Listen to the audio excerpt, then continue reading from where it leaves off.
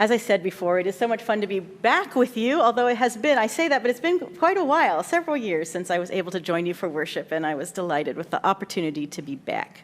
My day job is, for several years, I've spent some time in interim ministry, but for many years now, my day job, so to speak, has been in higher education in different forms of work and callings. But that leaves me available on Sundays to be out and to be in many congregations, to be with many people to gather and to worship and to pray in this season, and so I'm always deeply grateful for it. One of the highlights of my week was the chance to participate in a poetry workshop.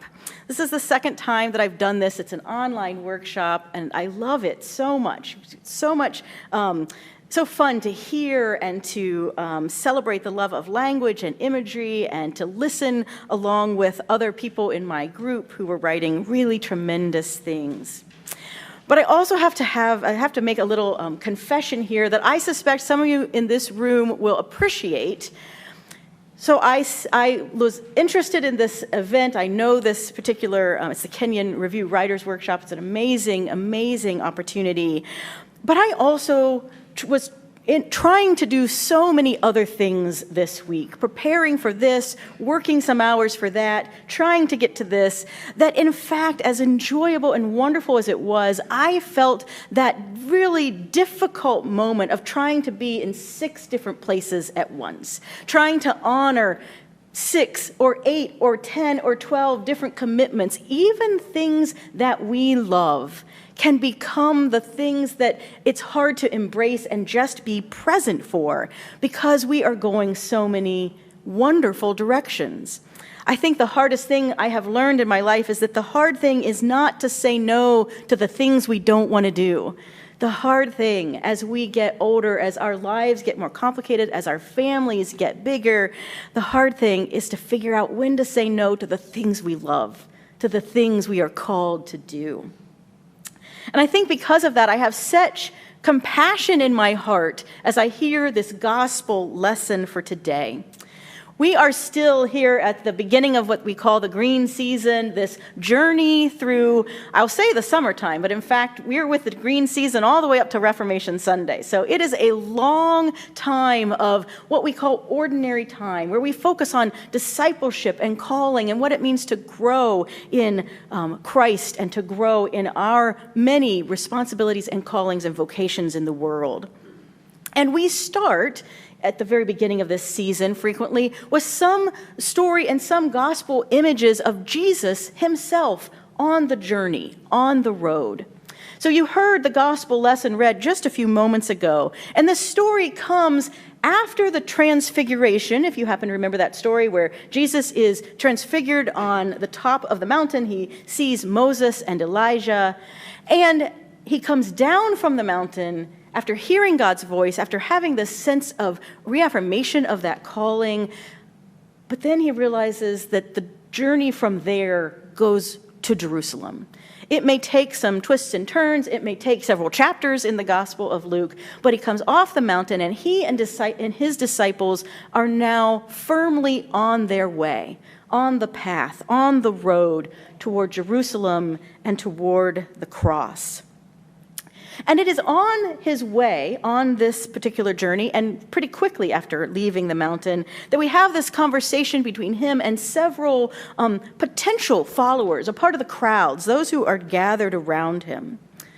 Luke paints a picture of Jesus teaching the disciples here about discipleship, demonstrating that following Jesus is a calling that touches the whole life of the follower, that asks us to make room in our lives for those beyond our innermost circle of family and friends, to redefine neighbor beyond what we see at home, and by recognizing that there may be things that we leave behind as we go forward. And that makes this text, I think, a fascinating one, but not always an easy one. The language can seem harsh, the image is stark, the action driving on this pathway. Jesus here is beginning, I think, the process of handing his mission to his followers, beginning to show and tell them more and more of what it will be like when they lean into his mantle, his calling, the work he has been doing in the world, both now, before the crucifixion, and following the day of resurrection. So I have to tell you that many times when we gather on this particular day of the church year, we read, in addition to the wonderful Galatians and Luke text, a section from 1 Kings. I'm going to actually read it in a moment, and you're going to probably guess right away why we might have left it out today. It is full of a bunch of names that are really hard to say. But we're going to get back to it for another reason here in just a moment. The books of 1st and 2nd Samuel and 1st and 2nd Kings tell the history of the monarchy in Israel, not only the stories of the kings themselves, but also the stories of the prophets who walked by their side, who nudged and supported and challenged and chastised them. And Elijah is such a prophet. And his king, King Ahab, gets mostly the challenging and chastising form of prophecy in his particular world. So there are these two chapters in the middle of 1 Kings. Chapter 18, you may have heard in a Sunday school or in Vacation Bible School. It is this big story of the battle, the sort of challenge between Elijah and the prophets of Baal. When in the end, God triumphs over the priests of Baal by bringing down rain on the sacrifice. And as that turns out, though, that is not so good for the priests of Baal, because it's not so good for the priests of Baal, means that it turns out to be not so good for Elijah, because Jezebel issues a death threat as a result of his treatment of her priests.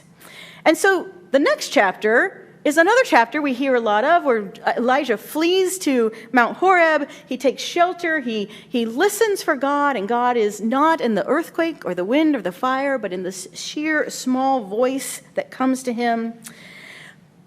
The part of the story we get today happens just after that. And that's the piece I want us to read about. And here's the reason. Because I have to believe that on his way to Jerusalem, one of the stories that Jesus would remember would be the story out of this rich tapestry of story and of witness that he would have inherited as a part of his Jewish heritage. And when he says, no one is fit who puts their hand and looks back, puts their hand on the plow and looks back, remember that this is a story that he would also have known in the midst of that. So this story happens when Elijah is complaining to God about how he is so alone. There is nobody else that is standing up and being faithful to God. It is only Elijah. You are welcome in your mind's eye to see this particular stance. That is the stance of Elijah. Oh, woe is me. I am all by myself.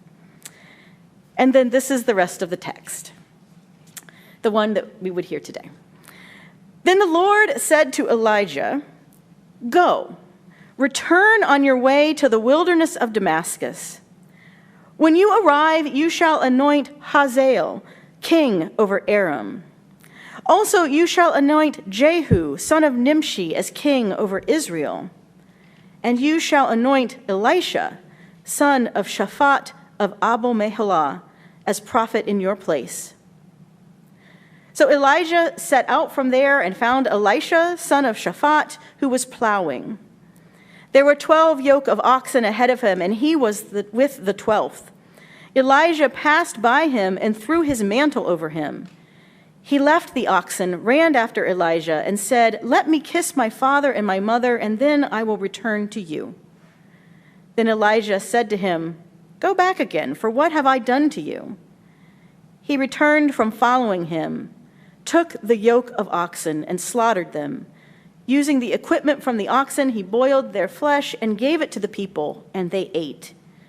Then he set out and followed Elijah and became his servant. Aside from all the names, it is a really great text to read partnered with this gospel for today. Because Luke knows that Jesus knows this story. This story of the calling of another prophet in another time who did, in fact, take a moment before following to bid farewell, to close out relationships, to end one calling before emerging into the next. It is not that Elisha is not committed to this new invitation and this call and this work. It's not that he is going to refuse to follow. We get so much in this brief story about his existing relationships, about his the work that he's been doing. He is a successful farmer. That is a lot of oxen in that day. He has people who rely on him.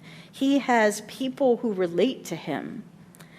But even though those things are true, the story is still one of firmly saying no to the past and going forward into the future. Because he does not leave a way back to his farm and his oxen. He serves them up, destroys the things of his previous existence, and serves them up to the people he loves before he packs up with very little and follows Elijah on the way. I think it is so wonderful that this text gets selected for this day, this parallel nature of stories of calling and following and counting the cost in all of that. But I think I love it more for the fact that I wonder if it was ringing in Jesus' ears as he walked on the road today in the gospel.